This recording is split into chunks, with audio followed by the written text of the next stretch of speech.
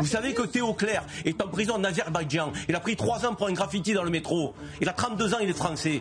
Il a été jugé en septembre 2024. Je vous ai entendu parler de Théo Clair. Je vous ai entendu parler de Théo Clair. J'ai entendu le ministre de l'Intérieur parler de Théo Clair. Bienvenue sur Das Polémique. Aujourd'hui, nouvelle vidéo actu dans laquelle on va parler de la France insoumise qui prend la foudre après son affiche jugée antisémite par les médias et pas mal de politiques. Mais on va commencer par la boucherie Les Barbaresques. J'en parlais il y a quelques jours. C'est une boucherie qui se faisait harceler par les identitaires d'extrême droite après une vidéo de Damien Rieu. Résultat, aujourd'hui, ils font carton plein et n'ont jamais eu autant de clients. Cette boucherie halal est inondée de clients après avoir été ciblée par l'extrême droite. Pour vous signifier l'honneur, l'insigne honneur qu'on ressent, à quel point on est touché de toute cette mobilisation, nous, la petite boucherie de quartier. La boucherie Les Barbaresques, située en Seine-Saint-Denis, avait été ciblée par le militant d'extrême droite Damien Rieu, condamné pour cyberharcèlement en 2024. Une boucherie halal et une boucherie même islamiste. Moi, je voudrais savoir si ça vous dérange pas, si vous assumez cette provocation d'avoir appelé votre boucherie Les Barbaresques. Il avait appelé à la fermeture de l'établissement car il porte le nom de corsaires musulmans d'Alger qui ont semé la désolation à partir du XVIe siècle. Mais à l'inverse, des internautes ont appelé à soutenir la boucherie tenue par 2 frères fans de One Piece et des pirates. Ces derniers ont d'ailleurs décidé d'offrir moins 10% avec le code promo Damien Rieu. Résultat, les clients ont afflué et vidé les stocks. On s'est fait piller comme Damien Rieu le craignait pour son pays. Ce qui est en train de nous arriver, c'était inconcevable pour nous il y a encore quelques semaines.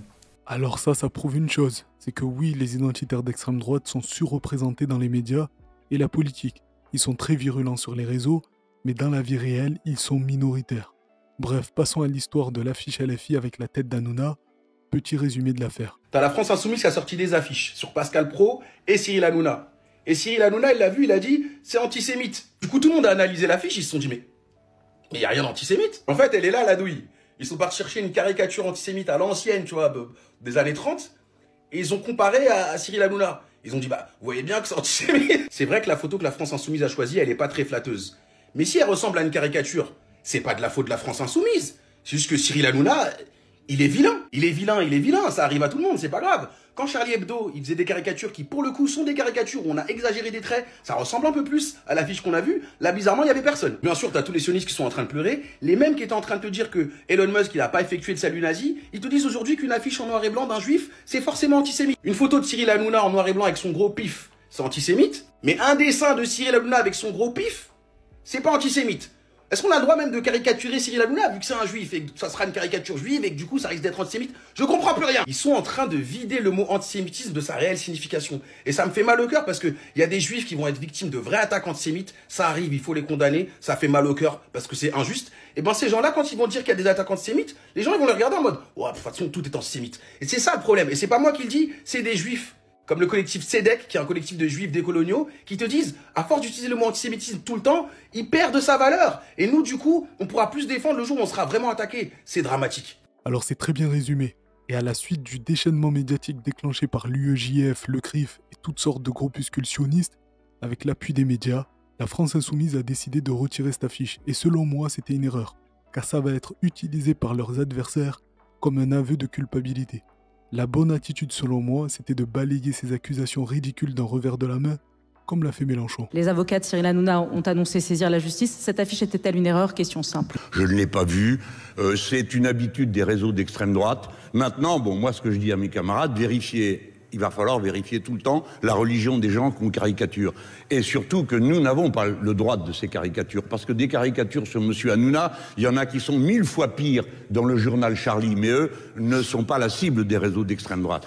Ils sont heureux, là, ils pavoisent, parce qu'ils obtiennent qu'une fois de plus, nous soyons mis en cause. Et quand eux ont fait un site Facebook dans lequel il y avait des députés du Rassemblement national et des dirigeants qui, à longueur de journée, mettaient des insultes racistes et des insultes On antisémites. en a parlé, Jean-Luc Mélenchon. Ouais, Cette affiche était une erreur ou pas? Alors, par pitié, lâchez-nous. Et pour couronner le tout, cette histoire d'affiche aurait apparemment créé des tensions chez LFI, certains regrettant une communication trop agressive et ambiguë. Sauf que ces gens-là ont oublié que quoi qu'ils fassent, l'extrême droite, les médias et les sionistes essaieront toujours de les diaboliser.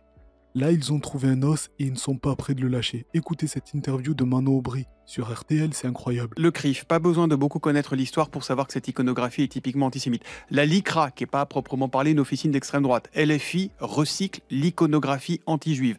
Patrick Kanner, patron des sénateurs socialistes, votre allié dans le Nouveau Front Populaire, c'est une nouvelle saloperie de la France insoumise.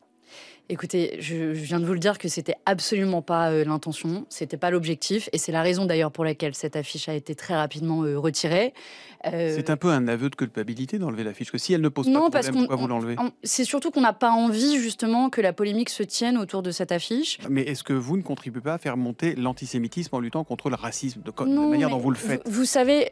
Jamais aucun d'entre nous, c'est vrai pour moi et c'est vrai pour tous mes camarades de la France insoumise, n'a été condamné pour antisémitisme. C'est un délit extrêmement grave dans notre pays, qui doit être combattu de toutes nos forces. Mais alors pourquoi il y a ces accusations récurrentes?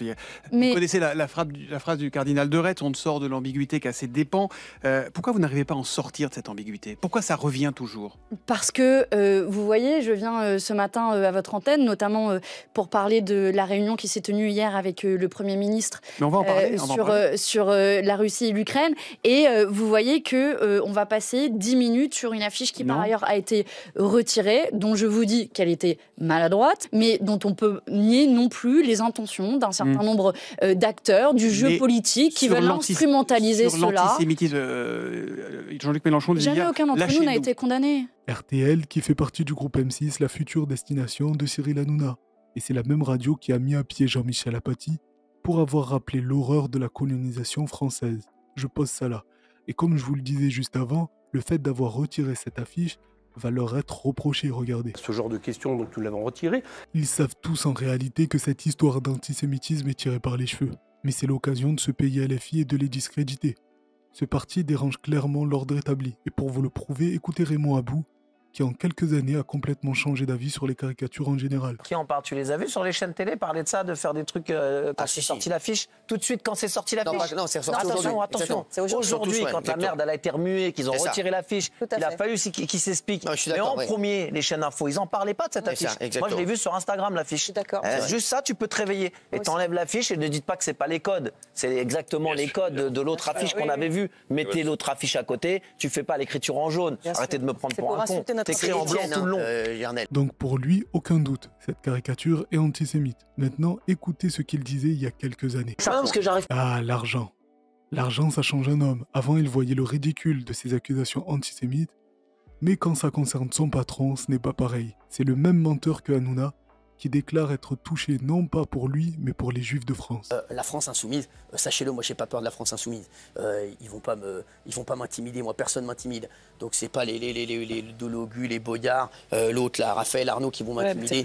Franchement, des mecs comme ça, j'en ai vu à la douzaine à l'école. Voilà, ils m'ont jamais intimidé, donc ils vont pas m'intimider. Ça va très bien, sachez-le, moi ça me touche pas du tout.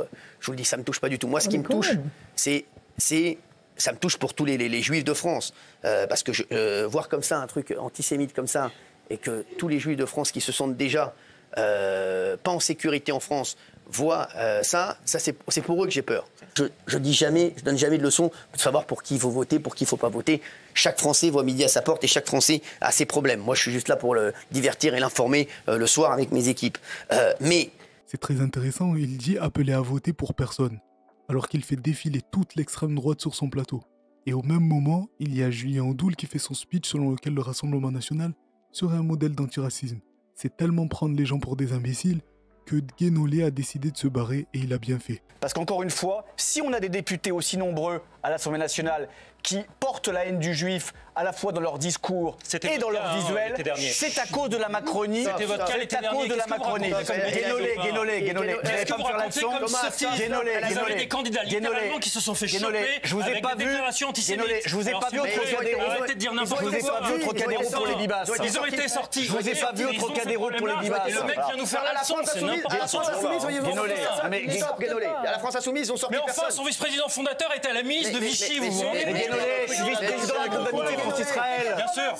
Jordan Bardella se rend en Israël dans quelques semaines. Je suis vice-président du groupe d'amitié France-Israël. Donc la ferme, la ferme. Mais oui, taisez-vous, vous fatiguez tout le monde. Jean-Michel Oui, Maire. c'est moi qui fatigue. Vous fatiguez tout le monde. L'argument, tu reviens encore en 1945, c'est quand même délirant. Bien sûr. Et là, excuse-moi, mais là... Le bal nazi de Marine Le Pen, c'est 2012. Si le RN avait fait ça, on aurait dit exactement la même chose. Des députés fichés S, c'est quoi, là, je vais te dire, la LFI... Une des organisations participantes est interdite aux juifs et aux femmes. Et il vient de donner le sang. Vous êtes en plein délire. Vous ne respectez pas les règles, c'est insupportable. Je préfère sortir que de voir quelqu'un du Rassemblement national de nous donner des leçons de lutte. Voilà le grand démocrate. Comme je le disais, on est dans un pays de fous où LFI est considéré comme raciste et le Rassemblement national comme antiraciste. Écoutez Marine Le Pen qui se place en bouclier contre l'antisémitisme alors que son parti a été fondé par des nazis. Le Rassemblement national aujourd'hui est le meilleur bouclier contre l'antisémitisme. Ah oui, je le crois, oui, bien sûr. Certains s'étouffent en vous écoutant. Non, écoutez, ils peuvent s'étouffer, c'est pas le sujet. C'est la réalité. En luttant comme nous le faisons contre le fondamentalisme islamiste, nous sommes le meilleur bouclier de ceux qui en sont victimes. Nos compatriotes de confession juive sont les victimes directes de la montée en puissance du fondamentalisme islamiste qui, depuis quelques années, est aujourd'hui soutenu par des forces politiques. Avant, il n'était pas soutenu par des forces politiques. Aujourd'hui, il est soutenu par l'extrême gauche. Vous avez vu la manière dont Sonia Mabrouk acquiesce et ne la coupe surtout pas. Quand c'était d'autres invités, elle était beaucoup plus agressive.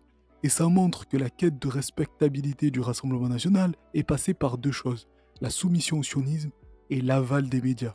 Écoutez Jean Messia qui dit clairement que Zemmour avait pour principale mission le rapprochement entre l'extrême droite française et israélienne. En plus, si vous voulez, que dans le camp national français, c'est Éric Zemmour qui avait ouvert la voie à une normalisation entre, je dirais, ce que pense le camp national de la souveraineté, de l'identité d'un pays, de la lutte contre l'antisémitisme et effectivement Israël. Voilà, donc Éric Zemmour a ouvert la voie et puis ensuite tout le reste est venu après. C'est quand même beau un patriote qui sert les intérêts d'un pays étranger.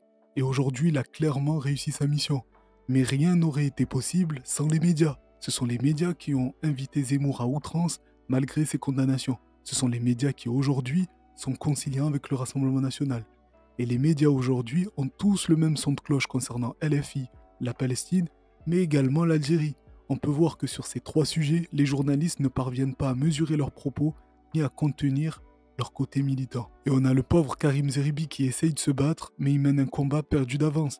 Il est sur CNews, donc régulièrement seul contre tous. C'est bien qu'il doit y avoir quelque chose d'autre derrière. Disons les choses clairement. Vous avez vu, maintenant vous mettez Boualem Sansal sur la table. Tout à l'heure c'était l'hymne national. Vous allez faire comme Sarah Knarfo, vous allez me dire on donne 800 millions d'aide de développement sur l'Algérie par an. Ce qui est du grand n'importe quoi. Il n'est pas en prison, Boualem Sansal? Mais personne ne dit qu'il n'était pas en prison. Il n'y a pas une loi en Algérie. Il n'est pas algérien aussi, Boualem Sansal.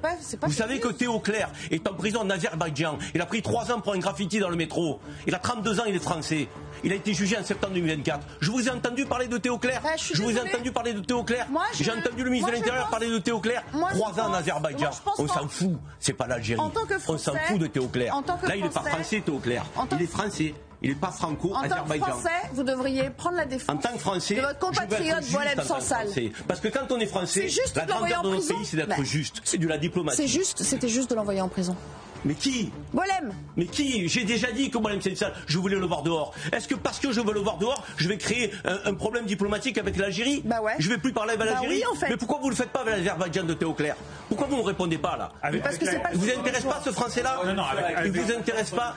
Vous intéresse pas? Exactement. Ben on l'a pas fait. Vous l'avez pas fait avec Théo Clair. Vous en foutez de Théo Clair.